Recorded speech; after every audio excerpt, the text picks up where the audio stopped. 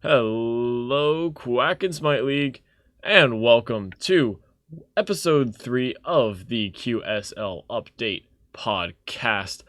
I'm your host, Bonzaijoe, along with my main boys, KingCooter and Skeet.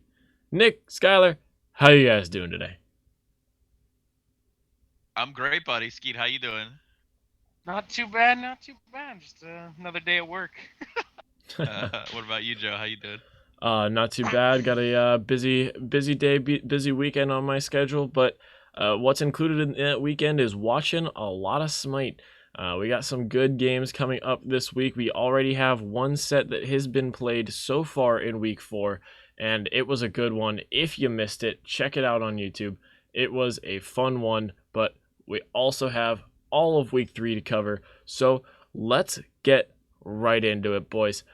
Back in week 3, we had 4 amazing sets, 3 of which went the full 9 yards.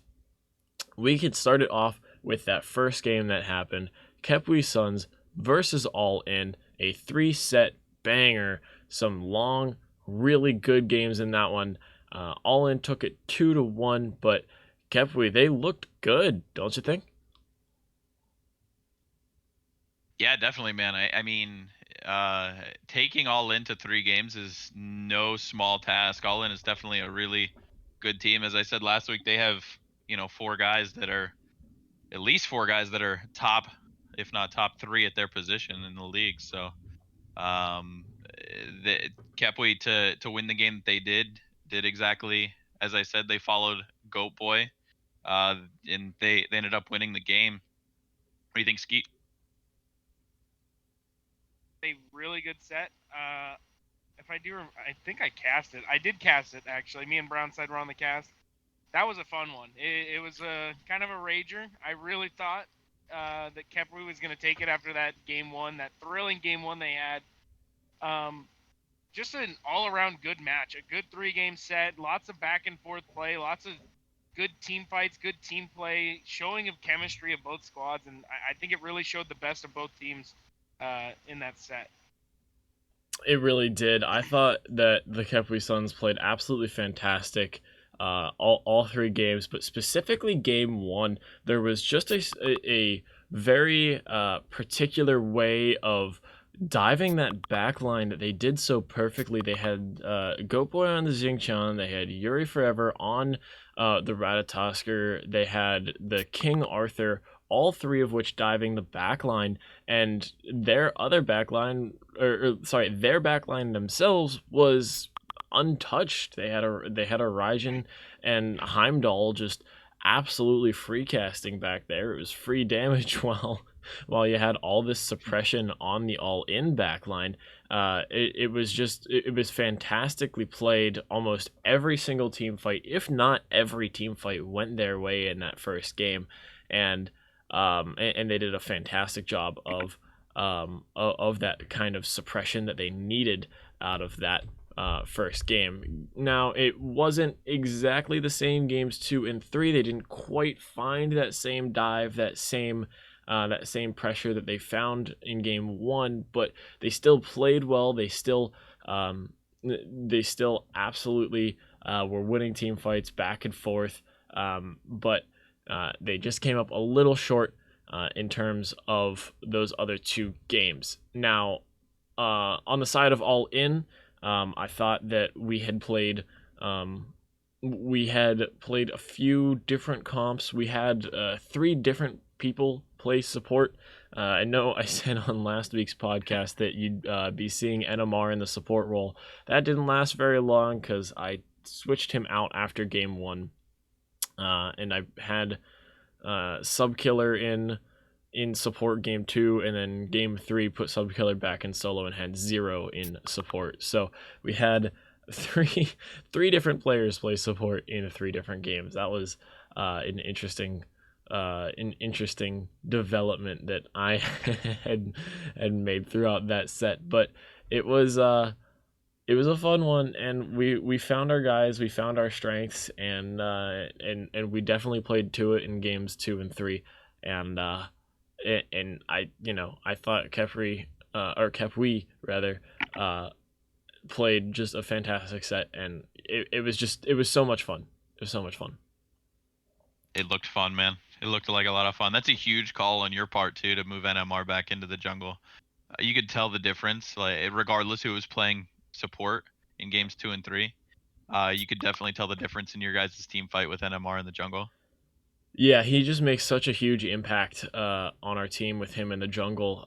Zero, I thought, while he got a lot of that pressure early and really tried to capitalize on it, we were just not finding the places to capitalize. And I don't think that's a knock on him. I think that's also a knock on our team comp wasn't exactly fantastic game one either. So we really tried to play around it and didn't quite work out. Zero does a lot better in that tank role, in my opinion. He knows how to play support or play solo extremely well, and that translated to support didn't super translate to jungle, and I think he knows that, and I think he's perfectly fine with that because he played extremely well in games 2 and 3.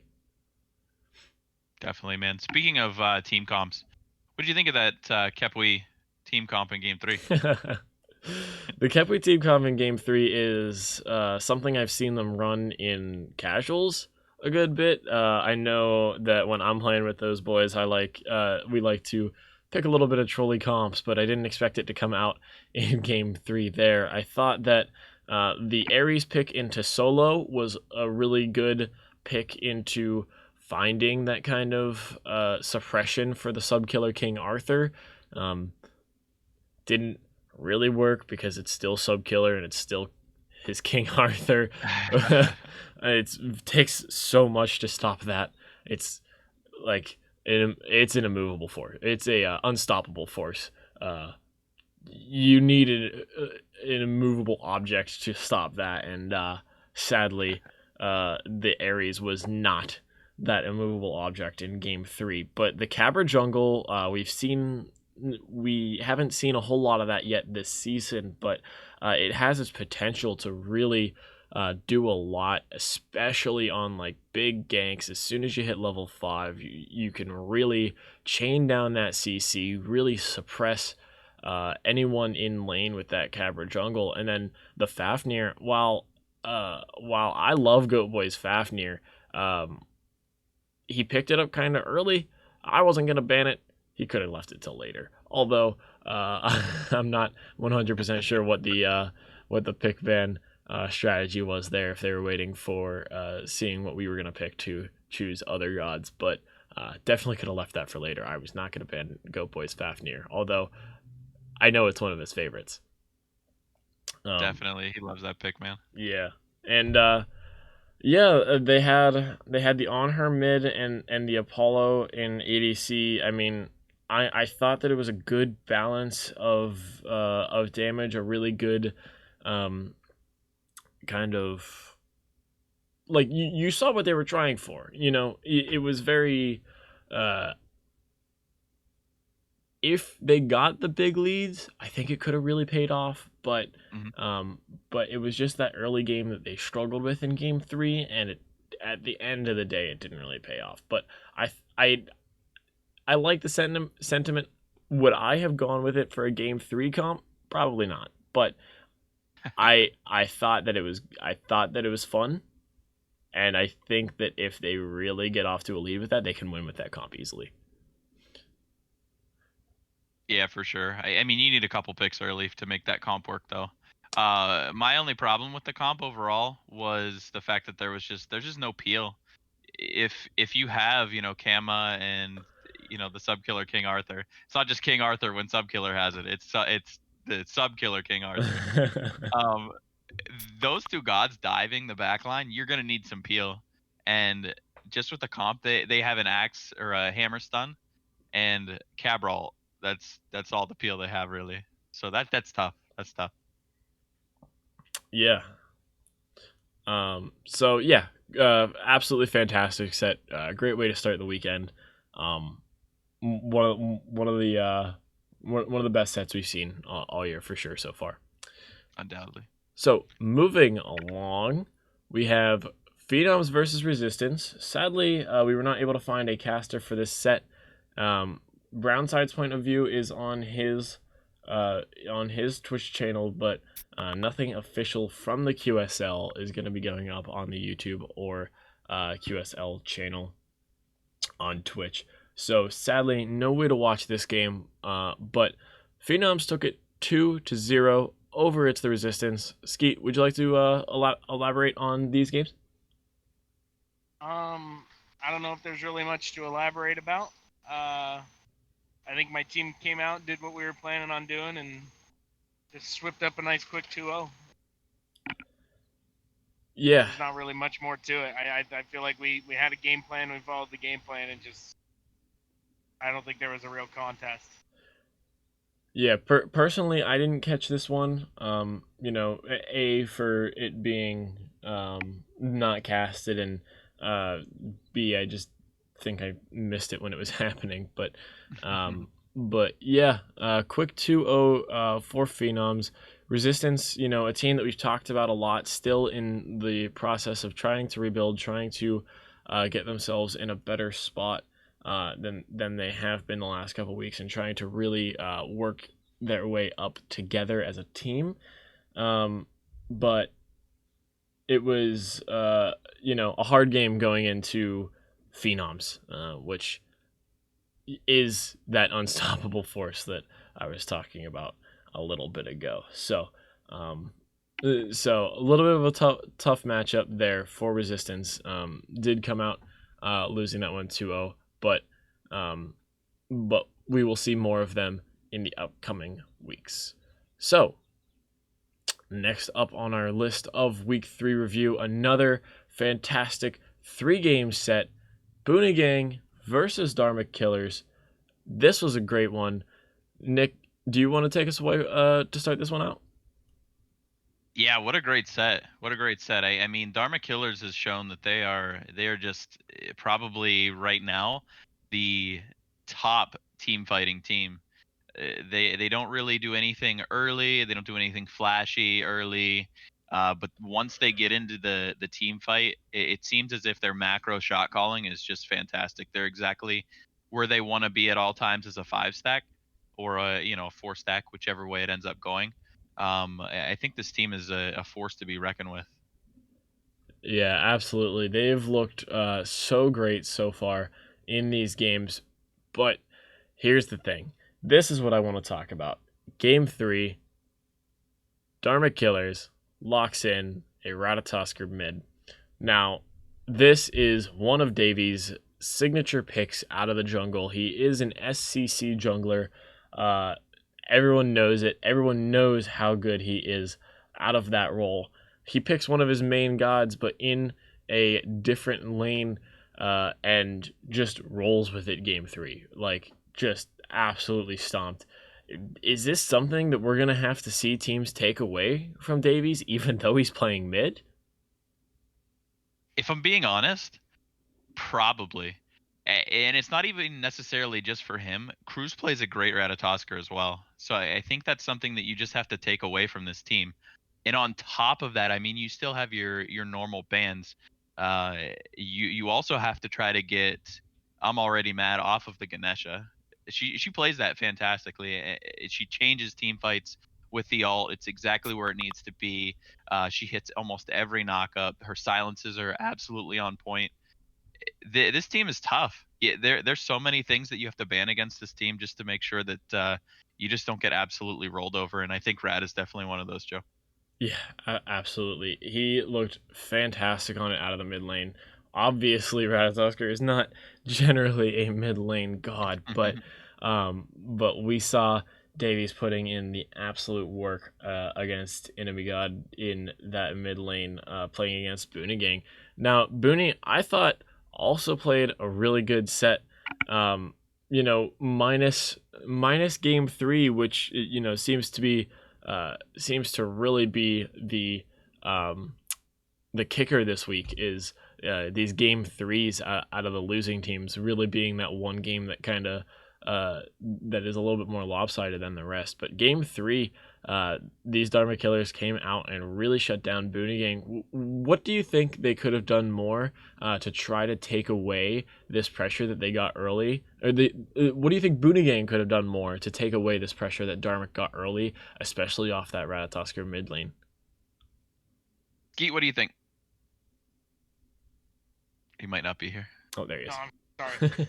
In personal opinion, pulling out that Ratatosker mid, just running it down, just so much pressure, so much. I feel like it really added to the gank pressure. Just being able to run into your jungle and they think, oh yeah, maybe he's going for red buff. No, just ults over to the other lane and get to pick up a quick kill. Just consistently providing the pressure that I think really helped his team there, and kind of just helping be a second jungler in a way, clearing buffs, getting things out of the way. Being an extra initiator on that squad really helped them, I think, take away that victory.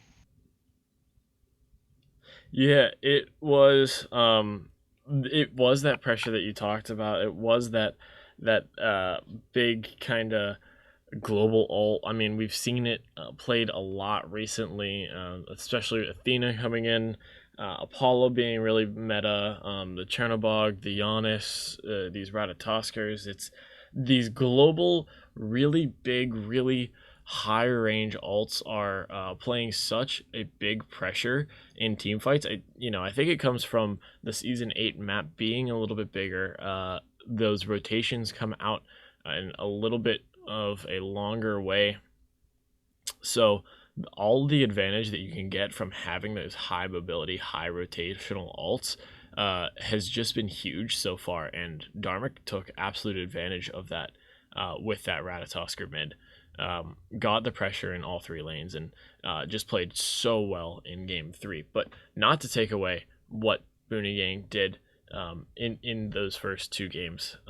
Yeah, they lost one of the two, but I mean, at the end of the day, they still look like a team that has some fantastic players on it. I know that we talk about it every week. Rapid Carnation, Chino Del Rey, Enemy God, like those that big three of players on that team can without a doubt carry you through games themselves. I mean, we saw it in Booney versus All In. Chino almost carried an entire game by himself in game 2 of that set in week 2, but this Booney Yang is still a good team, still one to watch out for, and this was just a fantastic set. Absolutely. That game one, I think the key for Boone Gang was taking away that Ganesha from I'm Already Mad. They even gave Davies the set pick, and Davies did really well on the set pick, but Boone Gang did a great job taking the rest of the team away. Kind of that let Davies get his, we'll take care of the rest kind of mentality. Boomy came out of the solo lane and absolutely wrecked. He ended up being 10-3. I think he had 7 executes. And Nimi did a load of damage on the Scylla. Rapid Carnation was all over the team fight. You got the big team fight out from Shy and the Heba, or I'm sorry, the Hunbats ult. That was a good, well played team game from Boomy and Booney in game one. Absolutely. So, as we move on from one more fantastic set to another fantastic set, a game that was played later in the week. We had it last night. Gloria Mortem versus Goon Squad. GEM taking it 2-1 after Goon Squad took game 1. What do you guys think of how this set went? Oh man, I early our predictions for this, or mine anyway, was definitely it was going to be 2-0 Glory at Mortem unless Nori could take care of one game almost solo by himself, and he really did that in game one. I mean, you look at the slash line, it doesn't look like anything fantastic, but it's when he got the kills and where he got the kills that I think that he definitely carried his team through game one. Unfortunately, he just couldn't do it in the other 2 games. There was just too much on the other side. I think Cyber did a really good job throughout the set, kind of counteracting what Honori was doing. I think Rai looks fantastic in ADC versus being in the jungle like he was before. Pit looks really, really good. But I think I still have the same question that I had before about Gloria Mortem is what happens when they run into a team that punishes them for having 2 extremely aggressive frontliners with Atticus and with Omega? Yeah, it's kind of the thing that we saw in the Capri Suns set this weekend, where game one they really dove with both the King Arthur and the Jing Chan. The Raijin and the Heimdall on the back were kind of open, and I think that's the plan, the set plan that Gloria at Mortem has as well, where they have so much pressure, they have so much dive that their backline isn't as protected, and if a team can really punish them for that, it could really go a long way.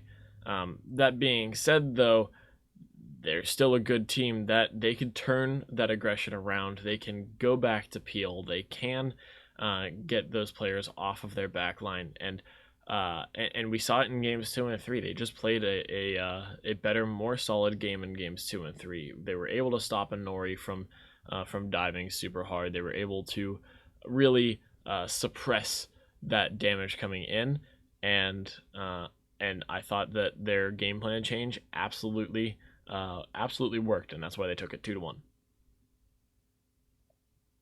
Skeet, anything? Really don't have much to add on to this. I think you boys covered most of it. So Awesome. I want to talk about Omega Bulldog, man. He played an absolutely fantastic set out of that solo lane. Didn't do super great game one, but really turned around his games 2 and 3, and absolutely played fantastic. So shout out to Omega Bulldog, man. He looked great. Definitely. The thing I was most impressed with Omega in game 3 is he was, I mean, no 2 ways about it. I think he'll tell you this himself. He was getting rolled in game 3, but he still provided enough for his team in order to get the win. He was doing exactly the things that he had to do, even though he was behind the 8 ball in that 3rd game. I think it was well played as well. Yeah, it all came down to the team fight pressure, the really playing as a 5-man unit, and I thought Omega did a great job of that. Facilitation, right? I mean, if you look at the numbers, you look at player damage. I mean, out of the jungle, you look at set and you expect a big player damage number. There wasn't a lot. It was about 12,000 player damage. Yeah. And you look at Omega, 13 and a half. But facilitating for Pit and for Rye is where this team's gonna make their bread. So I really hope they can figure that out and how to do that more frequently. I think that this team could be very good. Yeah, Gloria has looked just so much better since their week one set against Phenoms. They have just played really good, really clinical games, and I am so excited to see how they start off in their non-conference play. So, with that segue, you like that? I love it. I with love it, with Joe. that segue into some non-conference play, week 4 is coming up, but here's the thing: is that we can't do a week 4 preview because with us doing this podcast on Friday, we have to do a week 4 review because we had a game last night. We had Phenoms versus All in the big game everyone was looking forward to. 2 teams that have been playing really well lately and have a lot of really good players on it. I tell you what, Cooter, it's intimidating to be in a lobby with 9 other guys of that caliber when you know that you're not to it. But just an absolutely fantastic, really looked forward to set going into it. I mean, Cooter, I'll just go to you. You saw it. I want you to just really give a rundown of how Phenoms versus All In went last night. I mean, Joe, you say that you don't belong on the field with them, but man, you played so well. You played so well, and I don't just say that because you're sitting in the lobby here with me, right? You played phenomenally. I mean, in the first game, you look at the opposing team. You look at you see the Apollo, and the Apollo gets picked up early, obviously, if it's not banned out. You go to a Cherno pick that just counteracts the global pressure that Apollo can provide, and you absolutely locked Brownside into just split pushing the whole game. And I saw one point in the game he was pushing the Phoenix, and you're just standing under the Phoenix killing minions like, okay, what are you gonna do, buddy? Are you gonna take this by yourself, or and then you just let the rest of your team do work? Because honestly, I mean, if I'm taking a 4v4, I want Coda, I want Subkiller, I want NMR, I want Dope May, and that's the other four that are on your team. So I think you played it exactly the way that you needed to. It was great, man. It was great. That was an extremely fun set to watch. I tell you what, it was a little annoying have to be pressing B anytime I walked anywhere away from dual lane, but yeah, no, keeping away from that split push was really the big thing we wanted to do. It was really just like I needed to match it because especially later on in that game when he was pushing down Phoenix at the very end, it looked like he might have even tried to go for Titan. We had just this serious like we don't know if I should go back for that or not because we don't know if he's gonna back and try to defend. We don't know if we could take this Titan. Like it was just a tough decision, and he put so much pressure in on that split push on. And listen, that's something we've seen from Brownside again and again and again. I don't know if you remember prospect games, Cooter, but Uh-huh. when Brownside joined the first prospect game I played in QSL season 2, Brownside was on the other team in solo lane. He picked Alkwang, built Animosity, and just split pushed the game until he won. He did not do anything else the whole time. So it's something we've seen off of Brownside. This is one of his big game plans, um, and I believe that my early pickup of Chernobog was able to counter that pressure. If I had any other god there, I think we might lose that game. Yeah. I don't win unless I have that pressure because if I pick something like a Heimdall, like a Cupid, a like an On Her, I cannot 0% chance I match that split pushing pressure.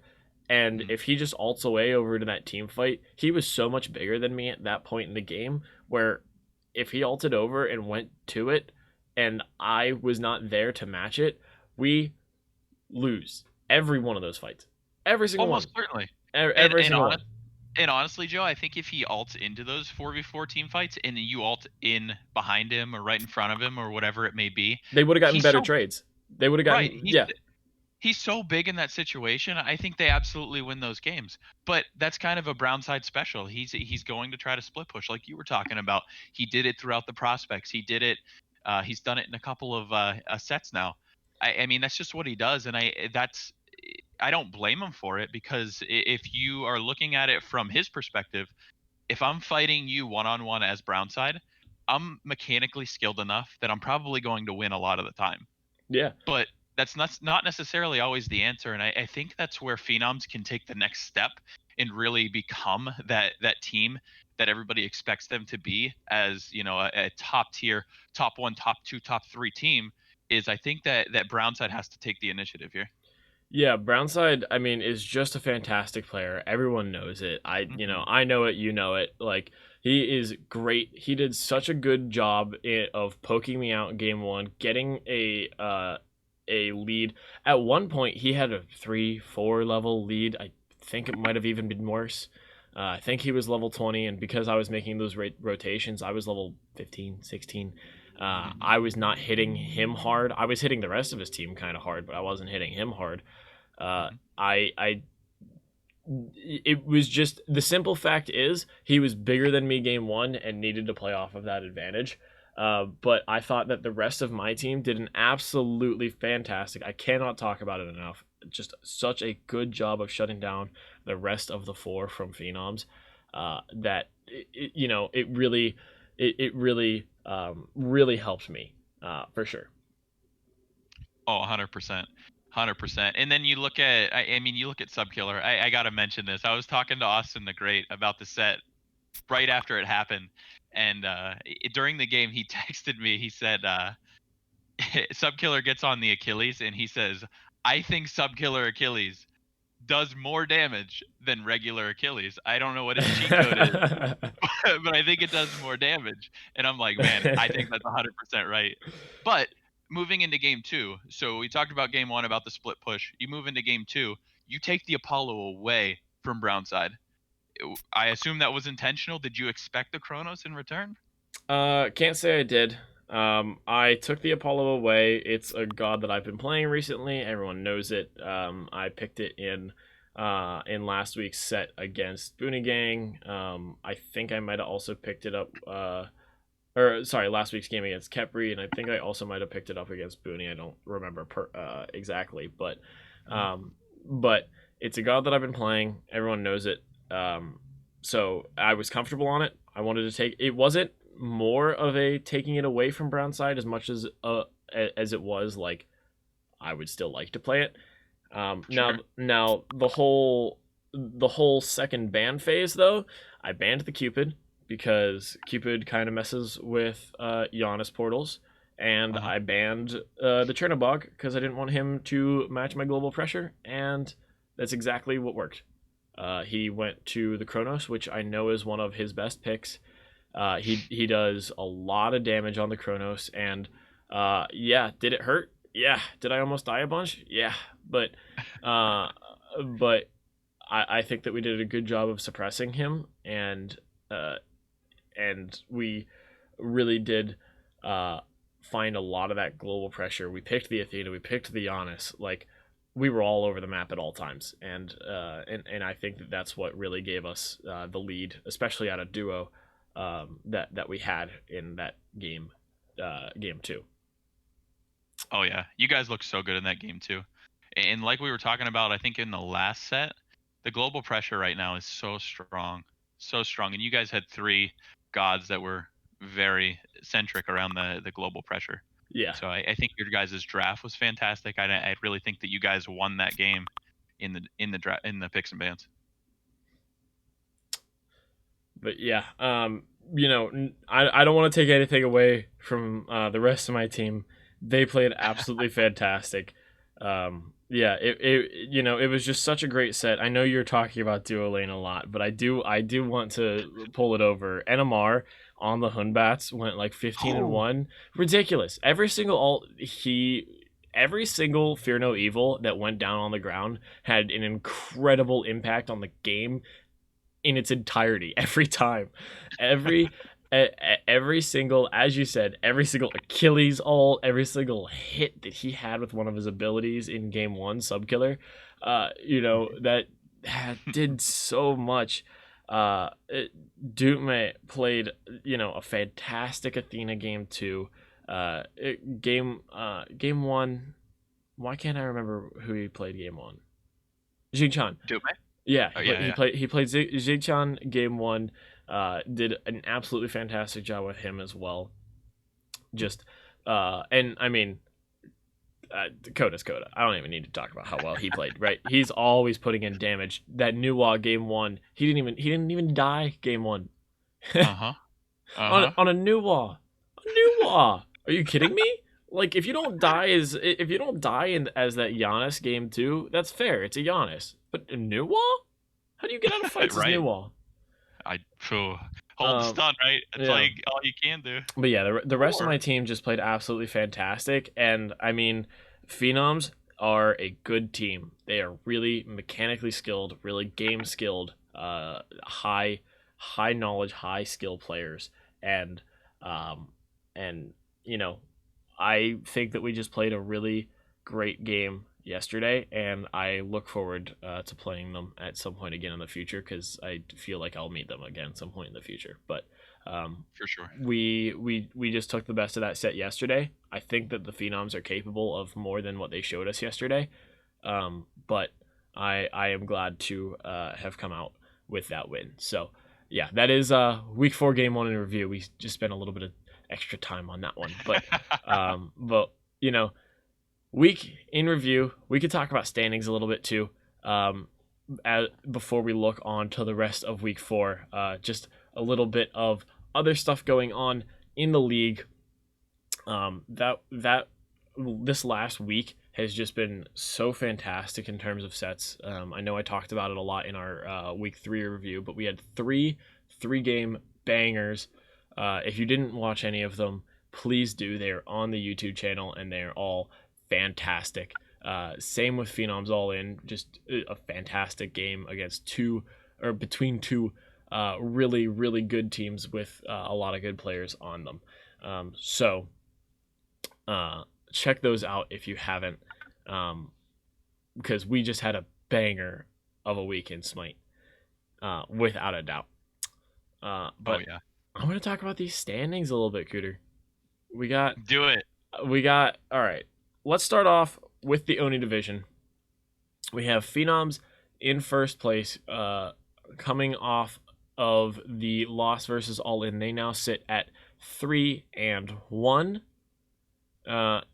and they have lost zero. They have lost 2 games in that 3-1. They did 2-0, 2-0, 2-0, and 0-2. And then below them, I believe we will have Gloria at Mortem would be next on that list, sitting at a 2-1 record, and then below that at 1-2, it's the Resistance at a 1-2 record, and at the bottom is Goon Squad with a 0-3 record. Very formulaic. But because before that week 4 game was played, it was 3-0, 2-1, 1-2, 0-3. Very formulaic, Cooter. Very predictable, I guess you could say. How do you think these standings currently look? Is there anything that you think can change? What are your outlooks on this going toward non-conference play here? I think that those standings are something that is to be expected. To be honest, I think the Goon Squad right now is to be honest an absolute shambles. I think they have a lot to work on. I think they have a lot that they need to progress toward in order to compete with those top tier teams in the league right now. It's the Resistance. They honestly have some very solid players. But I said it last week. I'll say it again. They need some leadership on the battlefield. Mark is a fantastic player. Austin's a fantastic player. Mr. Daddy even being on the field would be an improvement for that team. Herc's fantastic in support. They just need to get together, have some leadership toward some micro goals and some macro goals. And I think they move more toward the middle of the pack as far as the teams go. Go ahead. Yeah, no, I think Goon and Resistance, both kind of follow that same formula of there are a lot of good players on each team. It's just they need to find their groove, find their formula, find their game, and I think that they could still play some fantastic games. I mean, both teams struggling at the moment, but I mean, both teams have the potential to really get there. We see a lot of talent from both of them. It's just we need it to connect, and I think that the more they play, the more they practice with each other, I think later on in the season we'll see some big improvements from both these squads. Definitely, definitely. Um, Gloria, I think the only question that I have is the peel, but they've shown that they can definitely deal with it, and they can definitely they're a lot better than what I thought they were going to be in the peel department. And Phenoms is Phenoms. We've talked at length about Phenoms at this point. Yeah, yeah, we sure have. All right, so over to the Primal Division. At the top sit the Dharma Killers at 3-0, having taken all three of their sets to 3 games, so they currently sit at a 6-3 game record. Next up would be All In at a 3-1 record, having 2 sets go the length, so they sit at 7-3 record for All In. Trying to do math in my head. And then next up in that Primal Division is the Booty Gang. Booty Gang donning a 1-2 record. And lastly, the Kepri Suns donning 0-3, but taking all 3 of those games, or all 3 of those sets to the length as well. Something we see out of this Primal Division, Cooter, is more and more games going the length, going the full 3 games. What do you think about the competition between these teams? What a fantastic division, Joe. Oh my gosh. I mean, you look at that division, and in my mind, you see, you know, 4 of the top 6 teams. So that's incredible. Maybe even top 5. Yeah, probably top 5. So that's a tough division to be in. And since it's so competitive, like you talked about, it's going 3 games because those teams are so close and all those teams are so good. Um, I'm so happy to see that the competition level is what it is, and you're seeing these third games, and you're seeing, what are these teams going to when they get to the third game? How are they performing? It's exciting. It's exciting stuff to watch, and everybody loves a game 3, man. Do or die. It's time to go. Yeah, it was. It's been a lot of fun watching this Primal Division really phase out in these last couple weeks. I mean, even sitting at an 0-3 record, Kepri Suns is still such a good team. I talked about it in our week 3 review that the set versus All In this past weekend, they looked so good. They looked so together as a unit, and they are all good players, really capable of a lot. I mean, we saw it in season 1. I mean, that Kepri Suns squad is 4 returning champions, or 3. It's Goat Boy, Link, Liam. Yeah, Goat Boy, That's Link, it. Liam. So okay, so 3 returning champions on that team, all of which starters. Like they they are good players, and we all know that. It just, I think that speaks more to the competition than it does.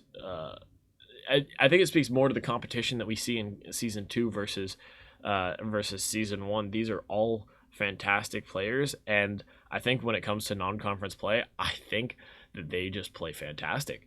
I think that these guys are going to go in, and even as the quote unquote lowest squad in the Primal Division, I still think that they probably win all 4 of their non-conference games, in my opinion. But we will have to 3 or 4 of their non-conference games. We'll have to see that game against Phenoms. I think it should be good, but Definitely. but yeah, it'll be close. It'll be really cool to watch this team go into non-conference play, because I mean, you know, their record does not speak for how good they are.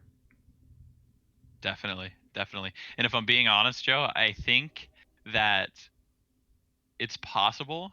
I don't know about likely, but it's possible that this Primal Division in non-conference games ends up going undefeated. Not only this week, maybe even next week, maybe even the week after that. That's a strong division, man. It It's a is. strong division. It is. And if there are teams losing if there are teams in the Primal Division losing to the Oni Division, then I it's to Phenoms, obviously. Likely. But likely. it's this non-conference play. As we're going to talk about it here in our week 4 preview here very very soon, is it's gonna be fun. So halfway through our non-conference play, though, we do have an All-Star break coming up after week 5. Week 6 will be our All-Star break. We're gonna have some fantastic games going on for you guys that week. We've been voting for MVPs as captains. We've been voting for MVPs as casters. We've been doing it just as a collective, and each set, those MVP votes are going to go toward the votes for the All-Star break. What we are most likely going to do, I've been talking to Panic about this, we will definitely have at least one representative from each team, and we're going to assemble some really, really good squads. I don't think any of them are going to be super stacked with one team's players, because that's just no fun if we just have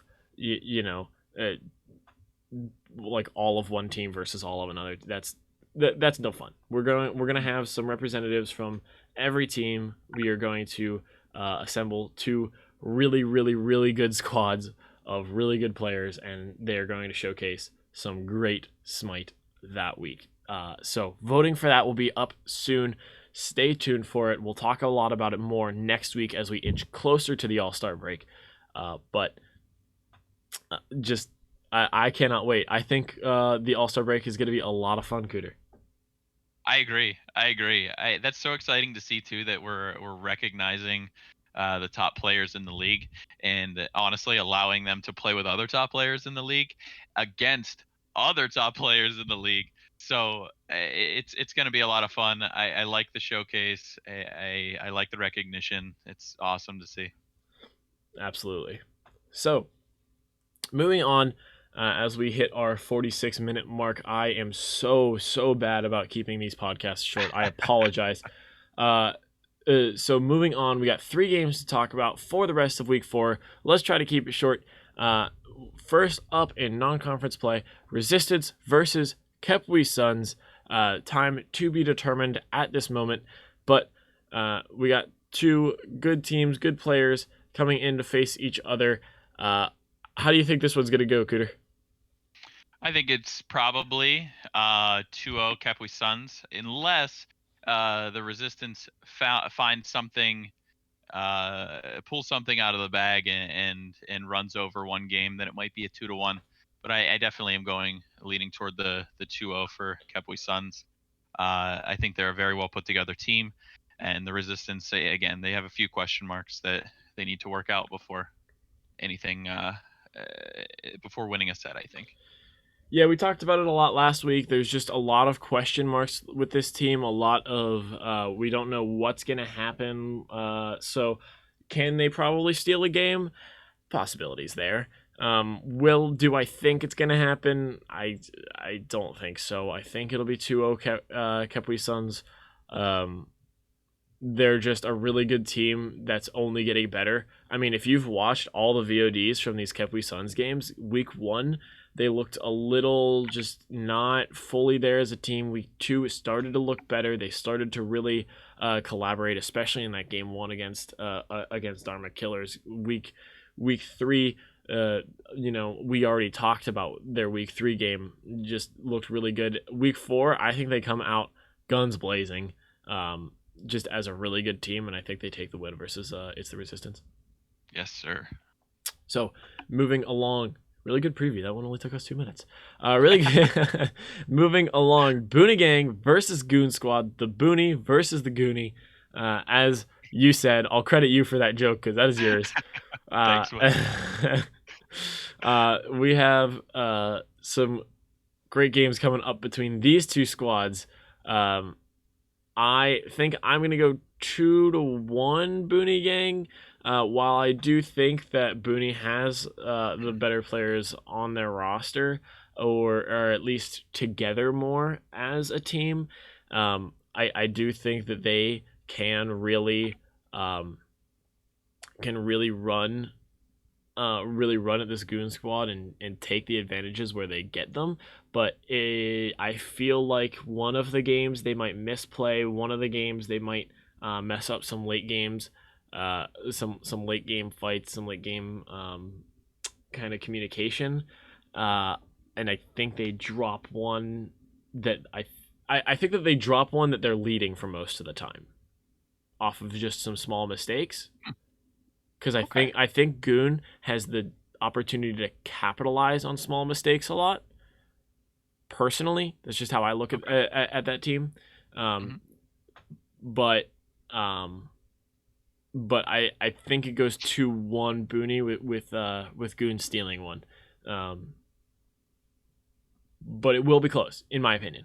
I think these are gonna be good games. Yeah, these are all opinions. These are all opinions. It's a preview. Of course, of course.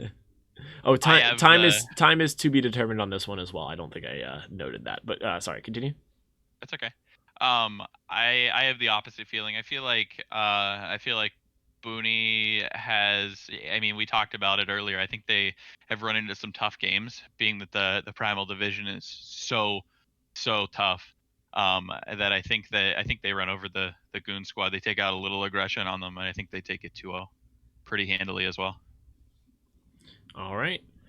So going into the last game of week 4, Saturday, 5 p.m. EST. So definitely not going to be the last game, but it's the last game we're talking about because this will probably be the first one that's played at 5 p.m. tomorrow. Don't miss it. It's going to be a good one. Gloria at Mortem versus Dharmic Killers, number 2 in the Oni division versus number 1 in the Primal. Two really good squads. Gloria has looked like a revamped team. Dharmic always looking strong so far this season. Cooter, take it away. How do you think that this one's going to go? As far as a score line goes, I have 2-0 Dharmic. I think the close matchup here is going to be the one out of the jungle, um, potentially in carry as well. But I think that the other three roles I think are dominated by Dharma Killers. Davies has done fantastically, and as we talked about earlier in the from the Dharmic set, they have so many picks that you have to ban out or you have to Yeah. use an extra ban by picking their pick. That they're just going to be tough to play the picks and bans against. Um, Gloria Mortem has done fantastically, but again, that Primal Division is so strong that uh, Dharmic being at the top of it really says that this team they mean business, and I think they're one of the top teams in the league. I think they take it 2-0. Yeah, I mean, Dharma Killers has just looked so good. But I want to talk about just how good this Gloria team has looked over the last couple weeks. They Mm-hmm. have played really together as a team. They have really rallied behind Omega and Rai and Cyber and just the whole team and Pit and who am I forgetting? I don't want to forget anybody. Atticus. Atticus. There we go. Sorry. Uh, honestly, the whole team has really gotten behind each other and really pushed each other toward a new lookout for this team, and uh, it's working for them in my opinion. Do I think that they win the set versus Dharmic? No, I think that Dharmic's late game is really good, and I think Davies just kind of runs things just so well that I find Dharmic winning this one. But I find Dharmic winning this one 2-1. Omega has looked really good out of solo. I'm really interested to see how he plays versus Destiny. Um, there could be a very good chance that Omega. It's gonna go one of either two ways. I think Destiny tries to take huge advantage of Omega and tries to run him over. Or I think that Omega matches up pretty evenly. Um, it really is going to depend on how Destiny plays in this game, on how basically half the map is determined. I think Pitt versus Davies is a very good matchup. Pitt's really good out of the mid lane, and Davies. I mean, mid's not his natural role, but he's still just a fantastic player. But out of this duo lane is where I want to kind of say that I think Gloria is going to get an advantage. Rye has been just fantastic for Gloria. Just played so well last night versus Goon Squad. Really tried to find his advantages where he got them, and Raptor is really in for a good lane this weekend. I think that one is going to be a lot of fun to watch. Keep your eyes on the duo lane. Keep your eyes in the solo lane. I think that the jungle mid matchup is very even. So watch those outside lanes. I think I think that there's one game that Rye both pops off and Omega keeps up with Destiny, and I think Gloria wins that one. The other two go to Dharmic. Good prediction, man. So that is all for week 4. That has been your Quacken Smite League update podcast. I ran another 55-minute one, but hey, I stayed under an hour, and that was my goal after these last 2 weeks. So, Cooter, any last remarks? Well, give me one thing or one lane matchup you are so excited to watch this upcoming week in Smite. Ooh, one lane matchup. Yeah. Give me a second. I'll go while I give you a second. Sure. It's Davies versus Pit. It's Davies versus Sacrificial Pit. I think I think that they are both just really good players, and just super well matched. I can't wait to see that game tomorrow. I think mine has to be. It has to be the mid lane matchup from Kepui Suns, and it's the Resistance. Oh, Mark versus Link. Mark versus Link. I think Mark has been a little undervalued or underappreciated thus far. And Link, I think, is one of the top mid laners in the league for sure. So I think that you really see Mark's value shine in this set. And I think they come out about even. I think it'll be fun to watch. Absolutely. So, hey, Cooter, thanks for joining me this week. We had Skeet. We lost him about halfway through, but that is okay. He is at work, and I do not blame him one bit.